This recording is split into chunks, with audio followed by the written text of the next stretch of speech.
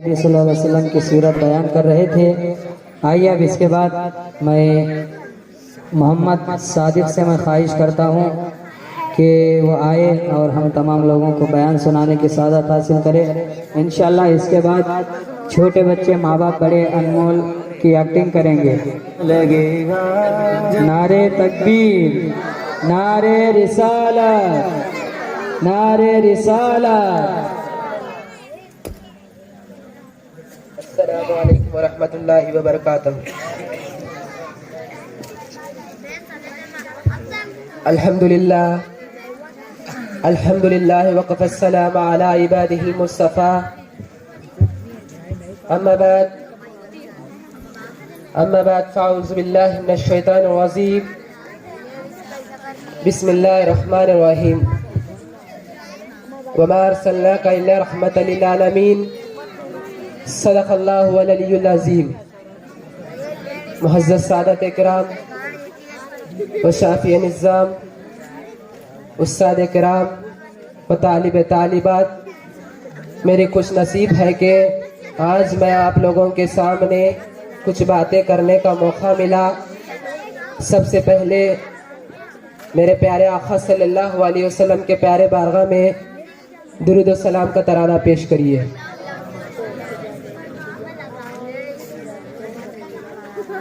اللہ پاک نے میرے آقا صلی اللہ علیہ وسلم کو سارے عالموں کے لیے رحمت بنا کر بھیجا۔ وہ سارے عالموں کی رحمت ہے کہ وہ سارے عالم کے رحمت ہے کہ آج میں آپ لوگوں کے سامنے بلال حبشی رضی اللہ تعالیٰ عنہ کا واقعہ پیش کرتا ہوں۔ مشکل تھے راستے آسان ہو گئے، مشکل تھے راستے آسان ہو گئے، دشمن اے دیکھ کر احسان ہو گئے، رکھا میرے نبی نے زمانے میں قدم، پتھر بھی کلمہ پڑھ کے مسلمان ہو گئے۔ نصیب والے دیکھتے ہیں خواب میں حضور کو، نصیب والے دیکھتے ہیں خواب میں حضور کو، مگر کسی نے جاگتے دیکھا حق کے نور کو۔ ہے ایسا کون دوستو بتاتا ہوں سنو ذرا ذرا، وہ عشق کا امام ہے رضا اس کی نام ہے۔ ہر بادشاہ کو اپنی حکومت سے پیار ہے، لیکن میرے رسول کو اپنی امت سے پیار ہے۔ سبحان اللہ۔ ہر بادشاہ کو اپنی حکومت سے پیار ہے، لیکن میرے رسول کو اپنی حکومت سے پیار ہے۔ میرے آقا صلی اللہ علیہ وسلم کا مثال ہونے کے بعد کا واقعہ ہے۔ حضور صلی اللہ علیہ وسلم مثال ہونے کے بعد اس دنیا سے چلے جانے کے بعد حضرت بلال حبشی رضی اللہ تعالیٰ عنہ مدینے کے شہر میں تشریف لاتے ہیں۔ مدینے کے شہر میں صحابہ سے ہر ایک سے یہی جملہ کہہ رہے ہیں، ہر ایک سے یہی عرض کر رہے ہیں، کہیں تم نے میرے محبوب کو دیکھا، کہیں تم نے محبوب کو دیکھا۔ تو صحابہ عرض کرتے ہیں، اے بلال، آقا صلی اللہ علیہ وسلم کا تو مثال ہو چکا ہے، آقا صلی اللہ علیہ وسلم اس دنیا سے چلے گئے ہیں۔ تو حضرت بلال حبشی رضی اللہ تعالیٰ عنہ وہاں پر رہنا ناممکن سمجھتے ہیں، وہاں سے حلب کو چلے جاتے ہیں۔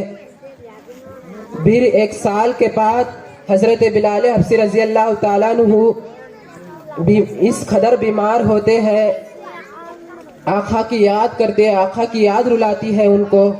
تو حضرت بلال حبشی کو رات ہوئی، رات میں سو گئے، رات میں خواب میں حضور تشریف لاتے ہیں۔ سبحان اللہ۔ کہنے لگتے ہیں، اے بلال، کیا تجھے میری یاد نہیں ستاتی ہو؟ کیا تجھے میری یاد رلاتی نہیں ہو؟ کیا میں تجھے یاد نہیں آتا ہوں؟ تو حضرت بلال حبشی جب نیند سے فارغ ہو کر حضرت بلال حبشی رضی اللہ تعالیٰ عنہ جب سے نیند فارغ ہو کر اپنی اونٹ پہ سوار ہو کر مدینہ شریف آتے ہیں۔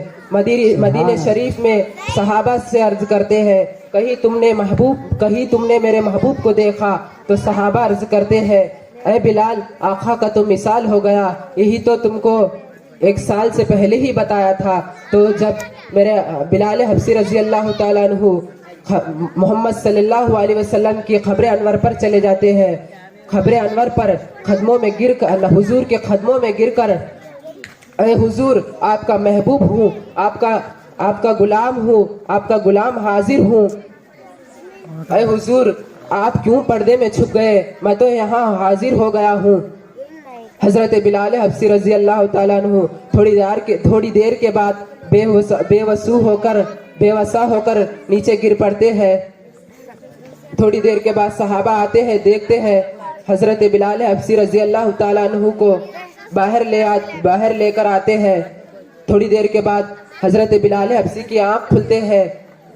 جب حضرت بلال سے صحابہ عرض کرتے ہیں اے بلال تو آقا کی دور میں وہ اذان سناتا تھا, وہ اذان آپ سنا دے. حضرت بلال عرض کرتے ہیں اے صحابہ میں تو جب اذان سناتا تھا تو میرے آقا جب میرے آنکھوں کے سامنے اوزل ہوتے تھے, اب میں اذان سنا کر برداشت نہ کر پاؤں گا, اب میں اذان سنا کر برداشت نہ کر پاؤں گا. تو صحابہ یہ کہتے ہیں ارے یہ تو ہماری بات نہیں مانتے. اب حضور کے دو ایسے نواسے ہیں, ان کی تو بات یہ نہیں ٹالتے.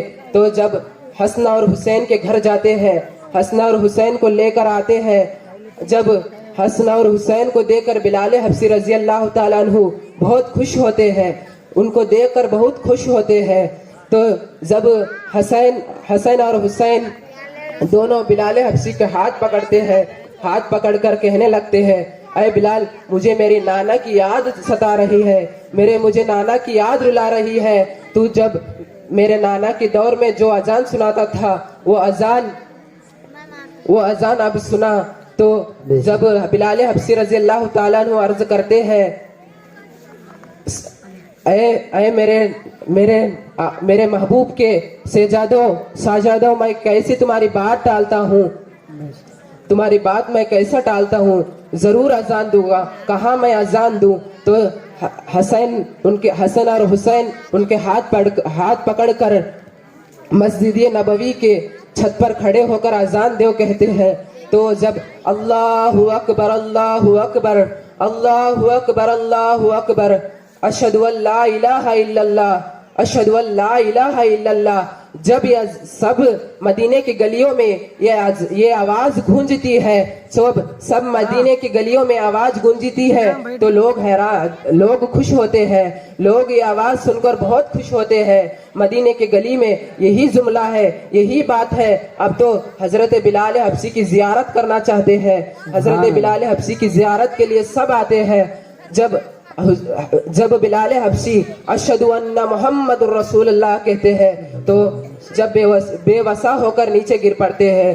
کیوں بے وسا ہو کے نیچے پڑتے ہیں کہ جب آقا کے دور میں سناتے تھے اشہد ان لا الہ الا اللہ محمد الرسول اللہ, آقا جب آنکھوں کے سامنے اوزل ہوتے تھے, اب آقا اوزل نہیں آ رہے, اس لیے وہ بے وسا ہو کے نیچے گر پڑتے ہیں.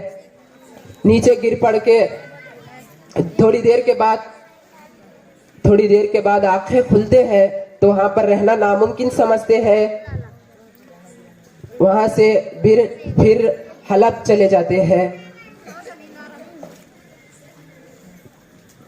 کسی بزم میں جانا علی علی کہنا, کسی بھی بزم میں جانا علی علی کہنا, حضور اپنا بتانا علی علی کہنا. فرشتے پوچھیں گے آ کر خبر میں تم سے سوال, کوئی جواب نہیں دے گا علی علی کہنا. سبحان اللہ. علی کے ذکر کو محفل میں سجا نہیں سکتا, علی کے نام کا نعرہ نہیں لگا سکتا, علی کے ذکر کو محفل میں سجا نہیں سکتا, علی کے نام کا نعرہ نہیں لگا سکتا. علی کے بیٹے اگر اجازت نہیں دے تو کسی کا خوف بھی سجدہ سزا نہیں کر سکتا. علی سے پوچھو عدالت کسے کہتے ہیں, علی سے پوچھو عدالت کسے کہتے ہیں, حسین سے پوچھو شہادت کسے کہتے ہیں، سبحان وہ تو اللہ۔ اجازت نہیں تھی امام حسین کو جنگ کرنے کی، ورنہ عباس بتا بیٹے قیامت کسے کہتے ہیں۔ سبحان اللہ سبحان اللہ۔ ہم پر ہمارے نعت کے اشعار آ گئے، ایسا لگا کہ سامنے سرکار آ گئے، پیدا ہوئے حضور کو گونجی تھی یہ صدا، دونوں جہاں کے مالک و مختار آ گئے، ہر سبحان سمت اللہ۔ برستی ہوئی رحمت کی چھڑی ہوئی، اے سرور کونین کے عالمی آ گئے ہیں، جتنے بھی قدم ہوئی میرے سرکار سے مانگو، اللہ کے رضا آپ کی چوکٹ پہ کھڑی ہے، شدت کی لہو خبر کرم بن کے رہ گئی، ڈوبے ہوئے فلک پہ ستارے بھر گئے ہیں، تشریف لائے جب میرے آقا زمانے میں، خون ڈھونڈتے تھے شاخ سے، سبحان اللہ کانٹے کی سبحان در اللہ۔ گئے۔ السلام علیکم ورحمۃ اللہ وبرکاتہ۔ وعلیکم السلام ورحمۃ اللہ۔